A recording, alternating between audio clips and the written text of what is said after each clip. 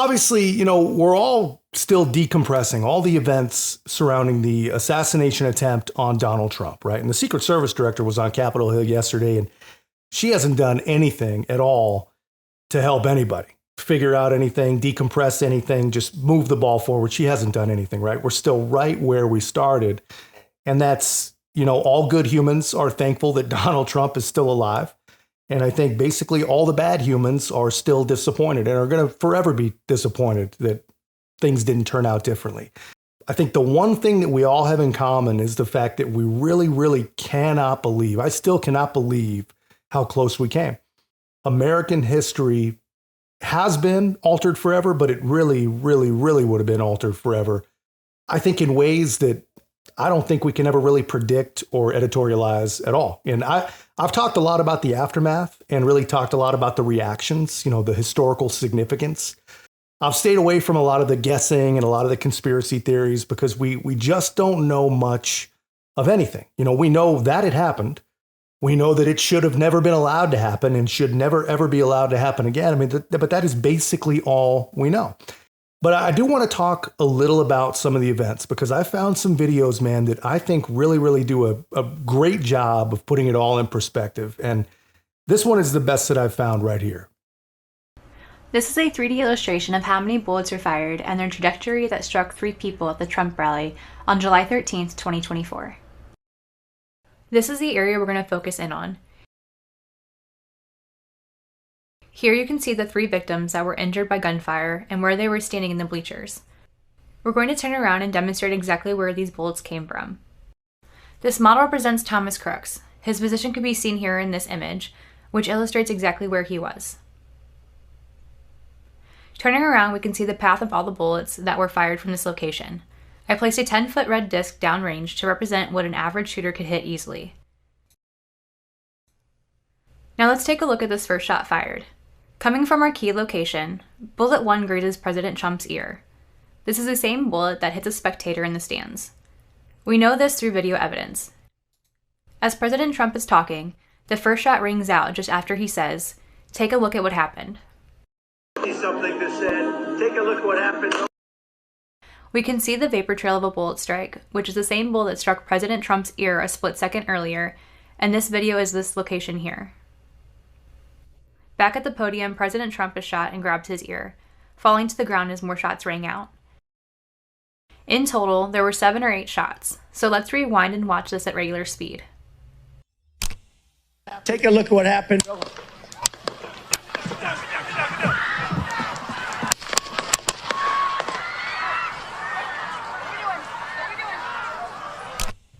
With all that gunfire, it's easy to understand how these spectators were injured, even though they were not the target, including the sole spectator who lost his life that day.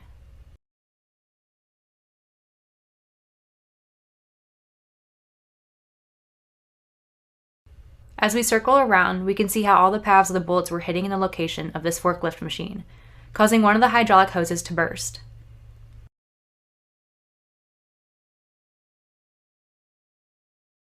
As amazing as that is, man, the bullet trajectory showing Donald Trump essentially surrounded by incoming rounds, man. I'm going to splice another video in there, but first I'm going to show it to you all by itself. Look at this all on its own. Take a look what happened.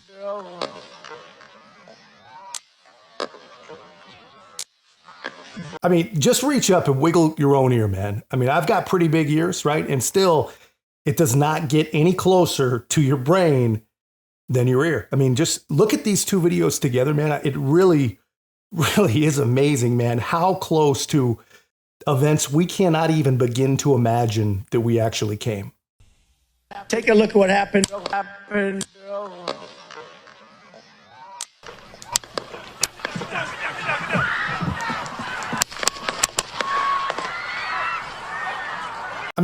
How freaking amazing is that, man? Without talking about how it's even possible to let a random 20-year-old alleged lone wolf get a short line of sight on the president, right?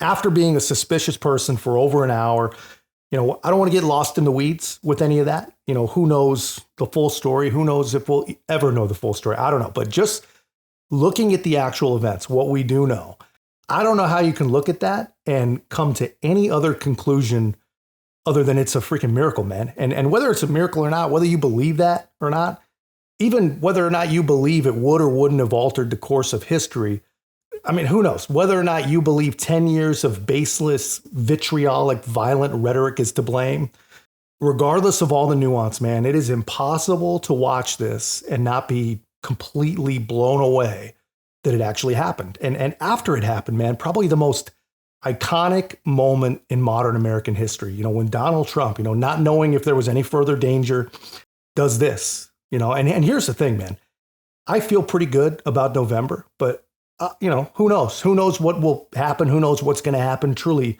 anything can happen. But no matter what happens, there is no doubt that this is one of the most iconic images that we will ever see. And it's going to be remembered forever.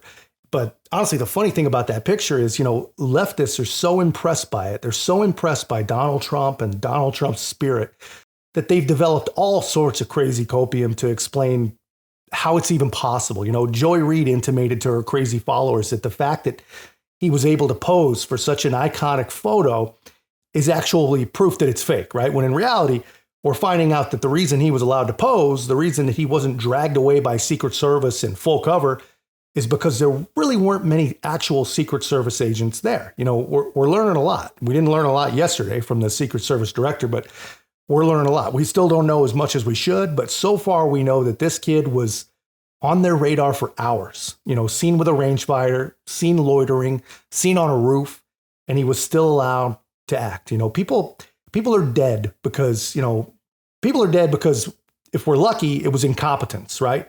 If we're lucky, incompetence has found its way into every single function of government. This morning, new insight into the final moments of a 20-year-old would-be assassin, as we are seeing new pictures of Thomas Matthew Crooks right before Saturday's shooting. Local police taking these pictures when they first noticed the shooter, and these pictures of the items found on the roof, including a black cell phone and a gray wireless transmitter authorities say he intended to use to remotely detonate explosives in his car.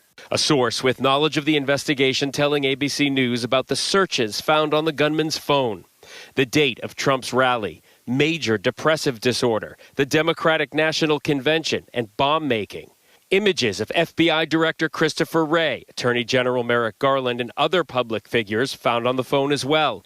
And investigators are looking into whether the shooter used a drone to surveil the rally site sometime before the shooting. We are also learning it's possible the attack could have been thwarted as late as 6 minutes before the first shot was fired.